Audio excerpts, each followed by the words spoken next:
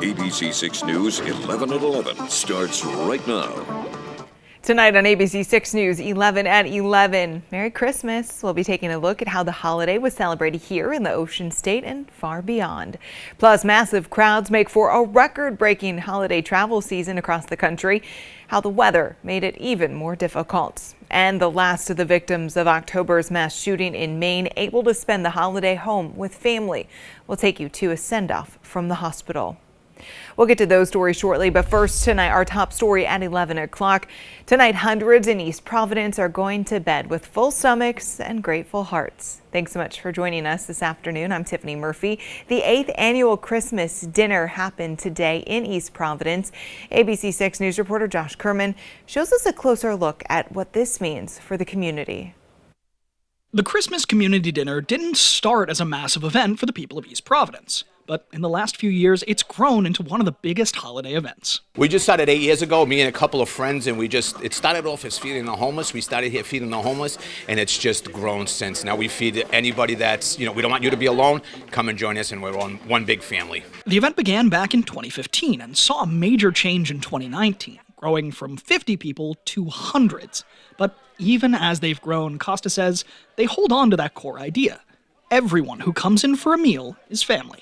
We're with friends, and my partner and I, we don't have parents anymore.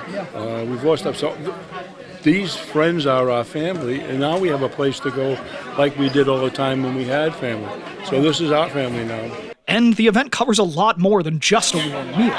The center has bags of toiletries, toys for kids, clothing, and even free haircuts. After the past few weeks in East Providence with the Washington Bridge closure and flooding, community members feel the year is ending on a high note.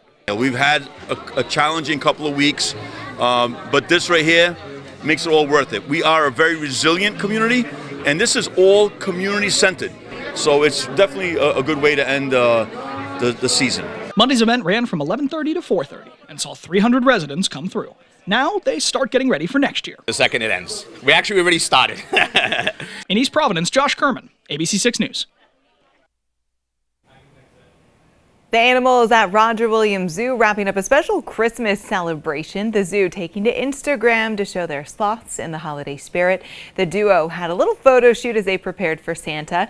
The zoo captioned the montage of pictures by saying, "'Twas the night before Slothmas in the jungle so deep, not a creature was stirring, not even a peep, except maybe a snore from sloths in a tree, dreaming of sweet potatoes and grapes with glee."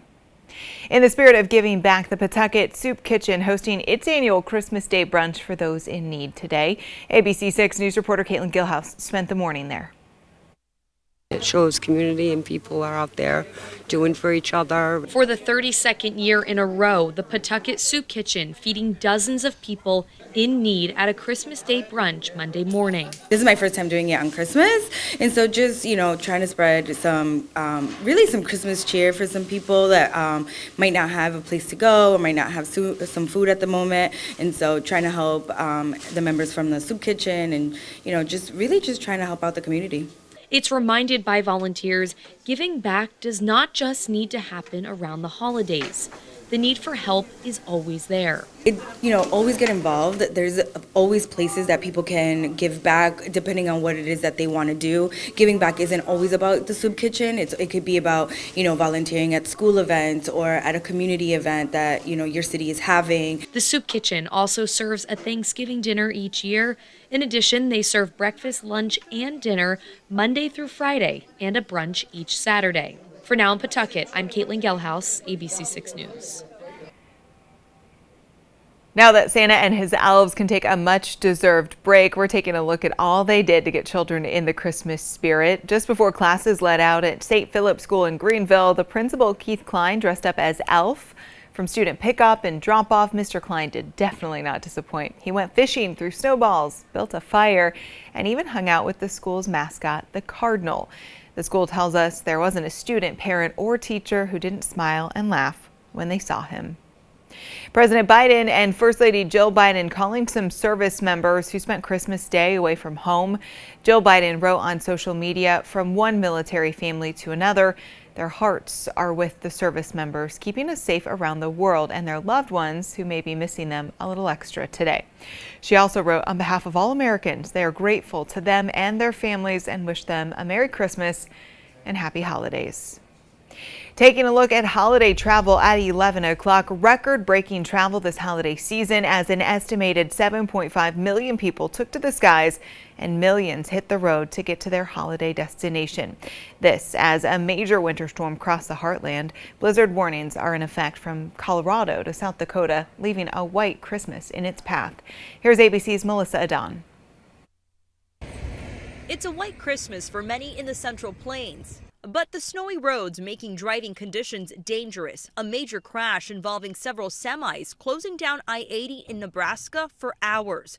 Travel put on a standstill as a winter storm moved into the heartland. A blizzard warning issued for Colorado, Kansas, Nebraska, and South Dakota. A busy time on the roads this holiday. AAA says more than 115 million people traveled more than 50 miles from their homes. AAA tracking record-breaking travel with an estimated 7.5 million people taking to the skies. Went to see the Bills play, got the victory, and then everything kind of went downhill from there. More than 150 flights were canceled nationwide on Christmas Day, and more than 2,000 were delayed. This as storms move across the country. Thunderstorms and a threat for flooding expected for the southern Appalachians. By tomorrow, the storm expected to move up the coast.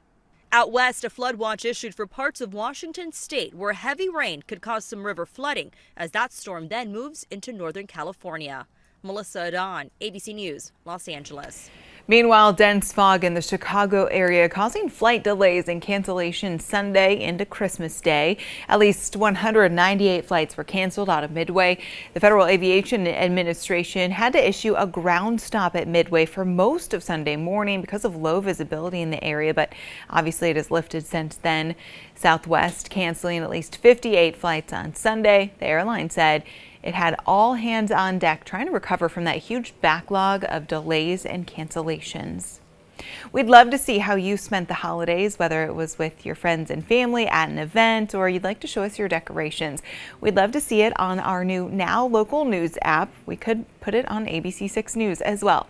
When you upload your video, you'll earn points for submitting your content, and you can cash in those points for prizes like gift cards. To download it, just scan the QR code on your screen or search Now Local News where you get your apps. Let's get a check of our forecast now. Storm tracker meteorologist Bill Guile joins us live in the Weather Center. You know, we talked a lot about fog and about a white Christmas in other parts of the country. We saw the fog, but wow, it was a stunning day today. Yeah, when the low clouds and the fog cleared out this morning and we just broke into the sunshine, boy, did temperatures warm up today.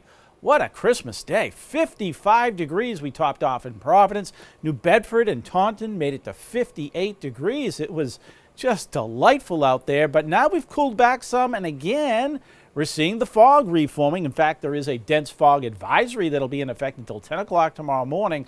If you're traveling to the north, to the east, or to the west, you're going to encounter lower visibilities of a half mile or less. There you go. Pawtucket just updated, now down to a quarter mile visibility, and we're going to see a lot of that filling all the way down to the south coast of Rhode Island as well. Satellite imagery kind of picking up the fog, starting to show up a little bit. There's some low clouds around as well, and they're going to continue to fill in overnight tonight. But we're going to stay otherwise relatively quiet thanks to high pressure sitting in the Gulf of Maine. Mild temperatures continue to flow up in our direction, but the storm that's off to the west, we're going to watch that for the midweek stretch. Overnight tonight, mainly cloudy, some areas of dense fog and some mist, with low temperatures mostly dropping to the mid-30s. There'll be a couple of cooler pockets around the Hope Valley area. Could get down close to freezing. Watch for a little, perhaps, black ice in some of the spots on some of the tertiary roads or maybe a bridge or two. And that's the way we start off tomorrow morning with fog and then mainly cloudy for the mid to late morning with breaks of sunshine for the afternoon. And coming up, we're going to talk about the mild temperatures are going to last most of the week. Rain coming in for Wednesday on into Thursday, and then a cool down into the weekend. As we finish 2023, will there be any snow in sight? We'll take a look. Ooh, that's a hook. Okay, Bill, we'll see you soon. Other local headlines we're following at 11 o'clock. Fall River police investigating a homicide. Shortly before 5:30 Saturday, police called to a home on Bank Street. The district attorney says a 44-year-old man who's now been identified as Juan Manuel Batista Castro was found dead on the porch. Police also found another man nearby. He had non-life-threatening injuries to his hand. The DA's office says multiple people are being interviewed. No arrests at this time. They tell us they will continue to update us as additional information is released. The last of the 13 patients hospitalized after the Lewiston mass shooting in October able to spend the Christmas holiday at home with family. That patient received a warm send-off at Central Maine Medical Center after his release Friday. Healthcare workers lined the halls of the main entrance applauding the former patient whose name has not been publicly released. Lewiston police say 40-year-old Robert Card killed 18 people at a bowling alley and restaurant before he turned the gun on himself and died of a self-inflicted gunshot wound. We're learning that 2 members of the Harvard Corporation, the school's governing body, met with current and former faculty members last Tuesday. According to the New York Times, the group discussed fallout from its response to Hamas's attack on Israel, as well as plagiarism allegations against President Claudine Gay, a U.S. House committee member already investigating anti-Semitism at Harvard. They say it will also look at those plagiarism allegations. Firefighters in Waltham spending Christmas Eve battling a 2-alarm blaze. They were called to the home around 6:45 Sunday night.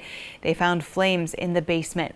Firefighters were able to keep the blaze mostly contained to the basement, but they did report smoke damage throughout the home. Thankfully, the homeowner was away visiting family when that fire broke out. Firefighters were able to save some of the Christmas gifts under the tree. The cause of that blaze is still under investigation. Tragedy struck Beyonce's childhood home in Houston early Christmas morning after a fire there. The second story was completely engulfed by the time firefighters showed up. The family currently living there did make it out safely. Firefighters were able to put out those flames quickly. No one was hurt. The cause of the blaze under investigation. Just ahead tonight on ABC 6 News at 11, one of Rhode Island's Christmas icons is saying goodbye. The final message owners of a beloved Christmas tree farm are sharing tonight as they shut down for good. Plus, the Celtics spent their Christmas in LA for a matchup with the Lakers. Ian has the final score and all the highlights from the West Coast. And how will the weather look for our final week of 2023? Bill has our full forecast, including New Year's Eve night. You're watching ABC 6, Southern New England's trusted news source.